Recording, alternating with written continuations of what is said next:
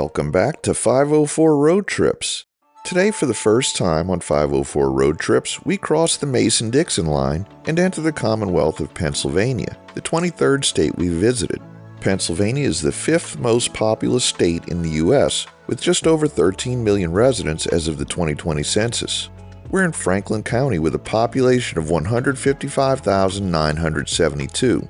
Franklin County gained autonomy on September 9, 1784, not long after the American Revolutionary War concluded.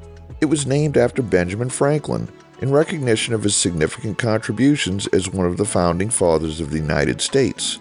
Finally, we're in the village and census-designated place of State Line, founded in 1812 and thus named because it's on the state line. Duh. A post office was established under the name State Line in 1830, but the community was originally called Middleburg because of its location in between Greencastle, Pennsylvania and Hagerstown, Maryland. If you were paying close attention in the last video, there was a very old-looking sign on the side of the road about a mile before the state line that said Middleburg. I didn't mention it because I couldn't find anything about a Middleburg, Maryland. Presumably, the community spread out south of the state line into Maryland. But that sign was much newer than 200 years old, so maybe the Middleburg name is still used by some locals. Note that the name of US 11 here has become Molly Pitcher Highway. When we were driving along here, I remember seeing that name and thinking of the song Flirtin' with Disaster, but later I realized that's Molly Hatchet, not Molly Pitcher. So it turns out that Molly Pitcher was a nickname given to a woman who fought in the American Revolutionary War, but it's uncertain exactly which woman the name referred to as there were multiple candidates. It's also been suggested that Molly Pitcher was just a generic name used to refer to female soldiers similar to G.I. Joe for men.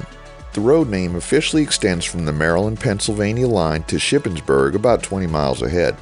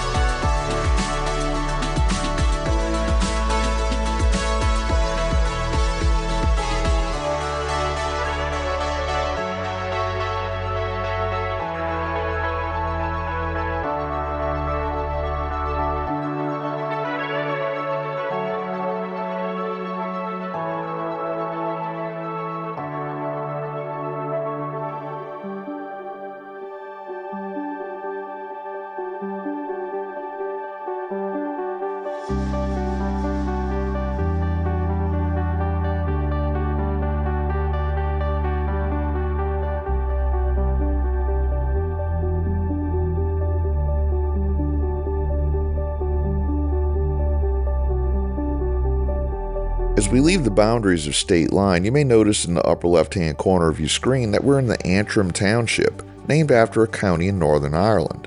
In Pennsylvania, townships are the lowest level of municipal government. Townships are divisions of the larger county and are subordinate to or dependent upon the county level of government. These townships range in size from 6 to 40 square miles and may be either first class or second class. A first-class township must have a population density of 300 inhabitants per square mile. There are differences in the administration of first- and second-class townships that I'm not going to go into here, but under the Pennsylvania Constitution, every governmental body has the authority to select its preferred system of self-governance. They also have the option to delegate certain powers and supervision to entities like authorities, commissions, and school boards. Any township, regardless of its classification, can opt to establish a home rule charter. Once this is done, the township is no longer bound by the regulations outlined in the Pennsylvania Township Codes. Although a home rule charter can include unique provisions, basic municipal functions typically remain unchanged regardless of how responsibilities and powers are distributed within the jurisdiction.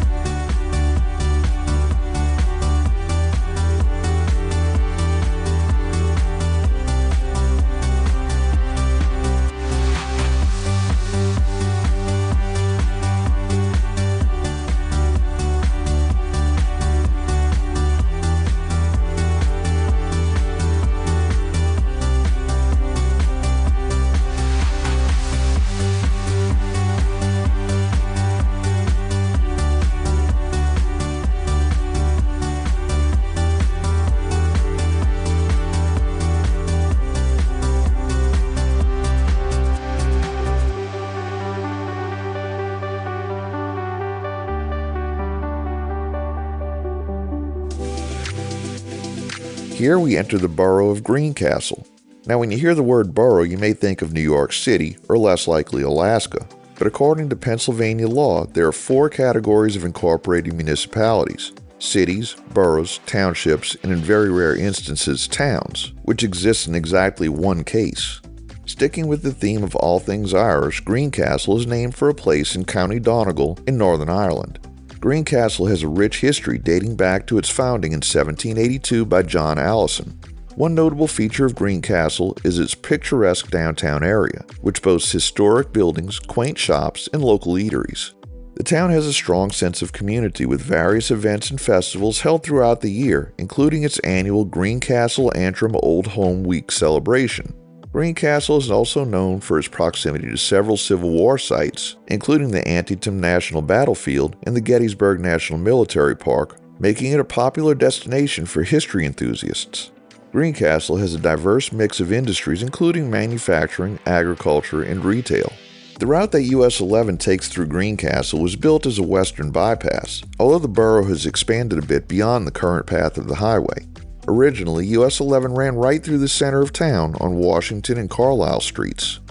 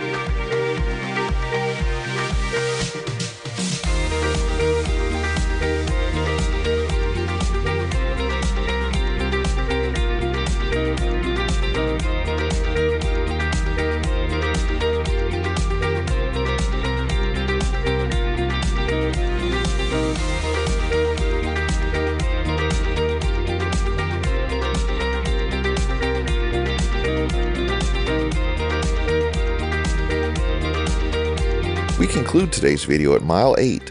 Thanks for watching. We've enabled channel memberships, so for as little as $1 a month, you too can help support our channel and get early access to our regular videos as well as the occasional members-only video. Click the link in the description to join.